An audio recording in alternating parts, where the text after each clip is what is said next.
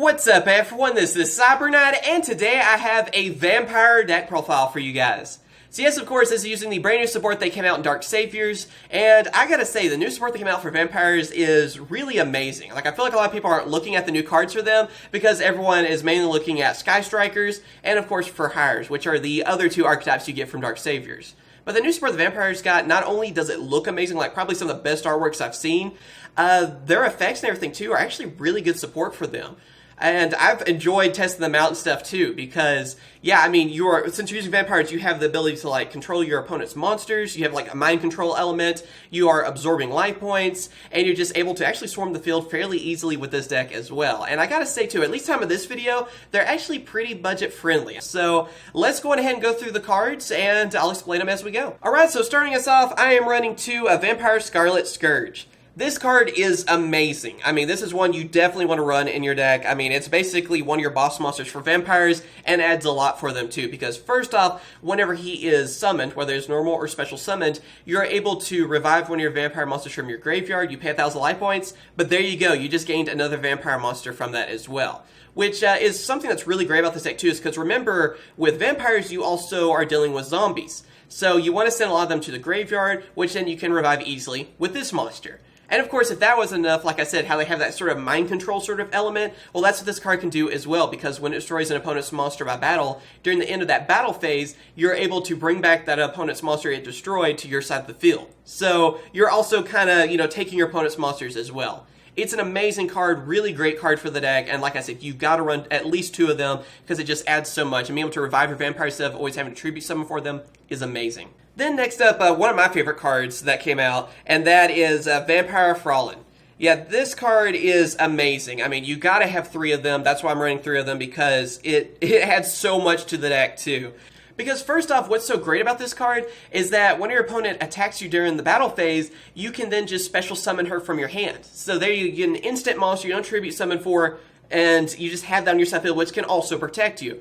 But if that wasn't enough, then after that, if one of your zombies are actually getting attacked, you can pay up to 3,000 life points, and then your monster is gaining that amount in attack points. So let's say you pay, 100 life points. Well, your monster that you're targeting gains that 100 life points. Your opponent attacks, then you can raise up your attack enough where then your monster's going to run over your opponent. Or if you're attacking, then you can raise up, your attack and do that as well. You're paying life points too, but also with their new, spell card that they have, the new continuous spell, you can gain life points when one of your vampires does damage. So that's what's great about this card too. You can pay, let's say, 3,000 life points, alright? Then you powered up one of your vampires by 3,000 attack, and then there you go, you can do some damage, because of course the new continuous spell only works with vampires. But what's great too is that she works with all zombies, so all the zombie support too works really well with her, and just being able to do that attack boost and easily get on the field is amazing. So it is a must-have at 3.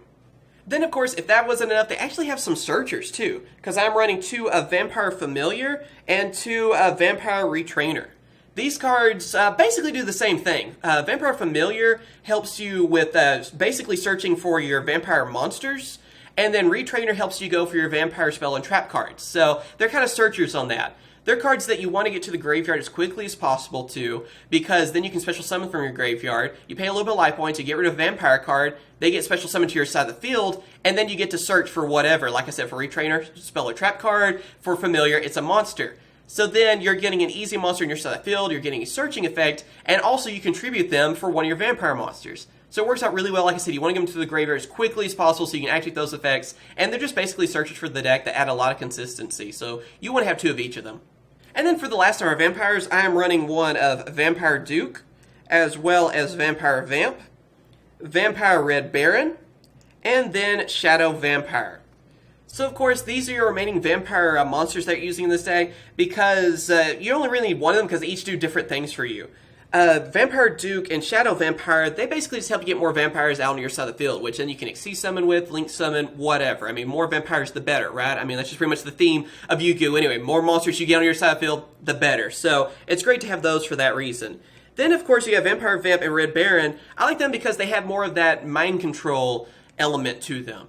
Because with Red Baron, you can pay some life points, get one of your monsters, one of your opponent's monsters, and switch control. So doing that is great, and yeah, I mean, it's basically like a creature swap, in a way, in monster form. So being able to do that, That's what I really like about Red Baron. So having that effect will definitely help you out. Give them like Vampire Familiar, take one of their strongest monsters. It can be pretty funny.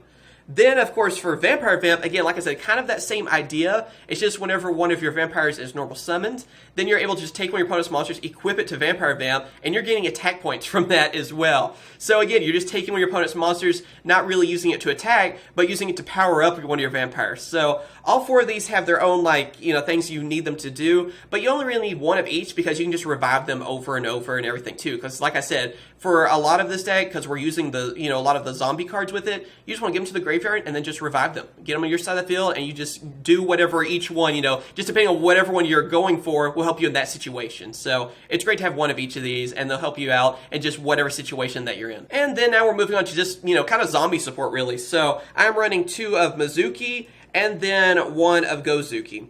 I would run an extra Mizuki in most cases, but I feel like with all the different cards I'm trying to run this deck, it would kind of make it, a little bit too many. So that's the reason I'm just going with 2 Mizuki, and it's still a great card. I mean, anything with zombies, it's in the graveyard, just banish it, you get a zombie on your side of the field. So think about all those vampires. And Gozuki just helps you set up for that even more, even sending some of those vampire cards, whether it be familiar or some of your higher level ones, from the deck to the graveyard. So they both just set up for that and just help you special summon your zombies a lot easier. So there you go, and especially your vampire. And then for the last 4 monsters, I am also running 2 of Unizombie and then 2 of Shiranui Solitaire.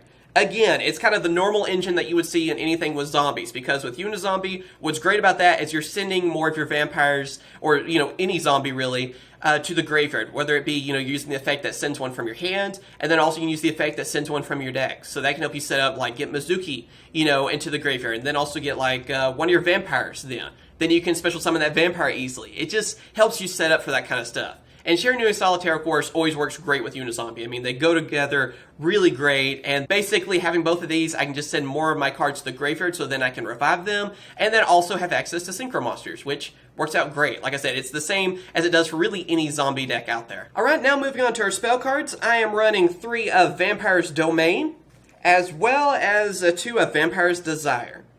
Desire is pretty simple, so I'm going to start off with it. What it does is it helps you go for the sea monster a little bit easier because it can help you kind of change some levels and stuff with its first effect. And then also it can help you revive a vampire. So it's pretty straightforward. Being able to have another way to revive monsters is great. Also another way to send them to the graveyard with that first effect and change levels because, again, so you can go for like Sheridan, for example, the new sea monster for them. It just kind of helps you set up for a few things, so it's pretty great to have for that reason. But Domain, that card is probably my favorite new vampire card. Like, seriously, it helps out this deck so much because, first off, what I love about it is that it gives you an extra normal summon for one of your vampires. So you pay some life points, pay 500 life points, you get an extra normal summon. So with all these different vampires, since you normally have to tribute summon for them, then it helps you out with that too, or just getting more monsters out there on your side of the field. But the main part of its effect that is really amazing is that when it's on your side of the field and one of your vampires does damage to your opponent, you gain that amount of life points of the damage that you did to your opponent. So that's why I said this card works out really great with Frolin, because let's say you have a Scourge on your side of the field, okay? Alright, you use Frolin as well on your side of the field. You power up Scourge by that 3,000 attacks. You paid 3,000 life points, and then, of course, you're going to do some serious damage to your opponent. I mean, you're already powering him up by 3,000. Any monster you're powering up by 3,000, attack like that, you're going to do some serious damage to your opponent. So then after that damage, you're gaining back those life points. So you can just keep doing that. And you're going to gain back, in most cases, more life points than you spent. So being able to just do that over and over and then just gaining back all your life points, draining your opponent like, of course, vampires. So there you go. It works out really well for the deck. So definitely one of my favorite new cards. Use that with Frolin, though. You are all set. Then, of course, after that, 3 of Allure of Darkness. I mean, with all these dark monsters, it's a great card. It's your draw card, so you got to have those. Of course, Monster Reborn, revive monsters. That one's pretty self-explanatory. Same with Foolish Burial. You just want to send one of your monsters to the graveyard. There you go. Anything with zombies, I mean, just get Mizuki to the graveyard. That helps you out a ton. Book of Life, another revival card, this time for zombies, and being able to banish your opponent's monsters can really come in handy for you too. So I really like this card because you're gaining something out of it. You're like getting a Monster Reborn in a way, as well as hurting your opponent. So I really like using it for that reason. I've also thrown in a Dragon's Mirror. This one might seem a little random. When we get to extra deck, I'll explain a little bit better. But being able to go for that fusion, which you'll see, it's just great. It's kind of like a last option kind of thing, or since you send so many cards to the graveyard, it's great to have another way to get out a strong monster. Again, we'll get to that during the extra deck, which monster I'm bringing out. But I like to kind of tech it in for that reason. Also, Soul Charge, revive all those monsters again. That's great. And 2 Twin Twisters, destroy some back row because you do storm the field fairly easily, and things can mess you up that are in the back row, so you want to get rid of them, just in case. Now moving on to our trap cards, I am running 3 of Vampire Domination, as well as 2 of Vampire Awakening. So yeah, these are the only trap cards I'm running because they're really the only ones that you need in this deck, because first off, with Domination, as long as you have Vampire on your side of the field, you activate this, you're just negating things. So that's what I love about this card. You have it set on your side of the field, you have Vampire, it's just like, you know what, doesn't matter what your opponent's trying to do, it's just you can negate it. And I love being able to have that sort of effect. And if you're negating a monster's effect, then you're also gaining life points. So you have another way to even gain more life points from it too. It just works out really well, and I just love using it because you're just like, nope, that's not happening. I'm just negating that, and I'm not messing with it. So it's just great for that reason. Then, of course, too, we have a Vampire Awakening. This is just basically a special summon a vampire instantly in your side of the field. It works really well with Retrainer and Familiar, though, because when they're special summoned, you get their searching effects. So when you're using this card, I suggest going for one of them, because, for example, if you go for Familiar, then you're getting that effect, of course, where you're searching. Then you can search for, like, Frolin. And then you can also, if it's in your opponent's turn, you're doing all this, they attack or something, too, you can also get Frolin on your side of the field. Or, of course, if you want to go for Retrainer, they can help you get, like, Domain or Domination or whatever, too. It's just great for really working with those two, but like I said, it's basically just an instant vampire monster, too. So you can go for some of the stronger ones, but I really recommend it for the Searchers, just because since it does special summon them, there you go, you also get a search out of it, too. Now we're moving on to the extra deck. So first off, I am running 2 of Dampier Vampire Sheridan. So yeah, this is our brand new boss monster. This card is amazing. I mean, he definitely is your new boss monster for this, and he earns his spot on Dark Saviors as well on the front of it. So with this card, I mean, first off, he is really easy to bring out. Of course, you control your opponent's monsters as well. That monster become a level 6 and help you easily Xyz summon for him too. So I love how that all works together. And if that wasn't enough, he has sort of a, destruction effect where you're able to, detach one of the Xyz materials, destroy a card your opponent controls, and then also you can, if a monster your opponent controls is destroyed by a card effect or battle, you can detach another Xyz material and you gain control of that monster. So it has a destruction effect along with a mind control effect. So yeah, that is just really great about this card. And what's great too is you can use those effects together. So detach one material, destroy a certain monster your opponent controls. Let's say, for example, Blue Eyes White Dragon, because everyone knows what that is, okay? It's destroyed. Well, since it was destroyed by a card effect, then you can use its other effect, detach material. There you go. You gain control of that Blue Eyes White Dragon. It's on your side of the field now. It's just insane how this card works. Also, too, like I said, it's so easy to bring out as well. And yeah, it is a great boss monster for the deck. So destruction effect and mind control, that's just amazing. Then, of course, for the rest of our Xyz monsters, I am running one of Crimson Knight Vampire Braum, as well as number 24 Duelist the Vampiric Dragon. And then, last but not least, we have number 39 Utopia Beyond.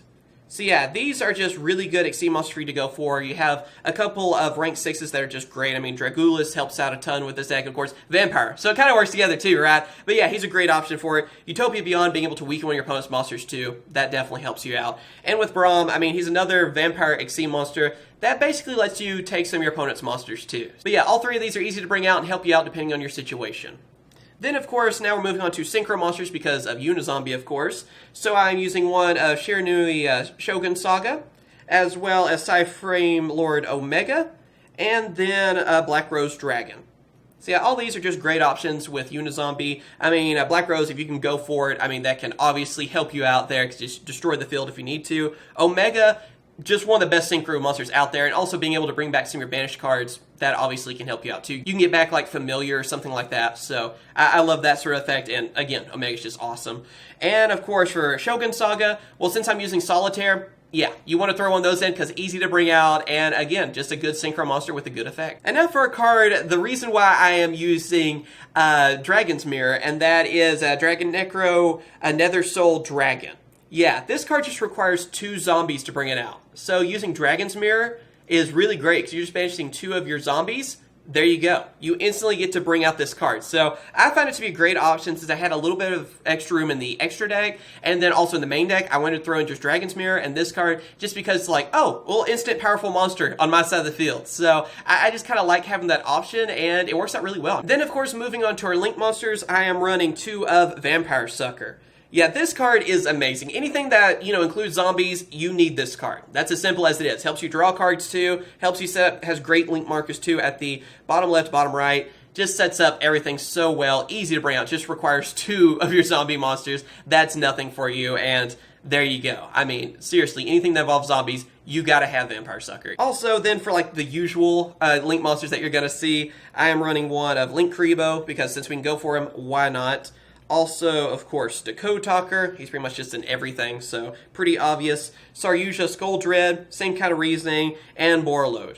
So yeah, these are kind of the usual suspects, really, for anything that involves Link monsters. So you know why we have them, and yeah, I explain it every time, so no need to explain anymore. They're just great Link monsters to have, so you want to throw them in. There are other options, too, if you don't have these, because these 2 are getting reprinted, but they're expensive right now. You can go for some other things, too, if you want. I mean, honestly, it doesn't necessarily matter. You can go for, like, another Code Talker, or just whatever. Whatever you have, honestly. The main Link monster, though, that you need is Vampire Sucker. Other than that, yeah, I mean, just use what you have. It's not really that big of a deal. And yep, there you go. That is the Vampire deck profile. So, of course, I hope you guys have enjoyed this video. Like I said, this deck is just a lot of fun to use, so I really recommend it. And aside from a few choices, like I said, you can use some more budget-friendly options, but really, Vampires from Dark Saviors aren't too pricey, or at least the time of recording this. I feel like they can always change, so I have to be careful, but I really do recommend trying them out. A lot of fun. I mean, just being able to swarm the field with them too, gaining back your life points, and of course all the little like mind control abilities that you have too. It's just a lot of fun. So I definitely recommend them. Try them out if you haven't yet. But yeah, as always, I hope you guys have enjoyed the video. Thank you guys for watching. Be sure to hit that like button, helps out a ton. Subscribe for more Yugioh videos, and also ring that bell so you don't miss out on any of my videos. And of course I will. Catch you guys later. See ya.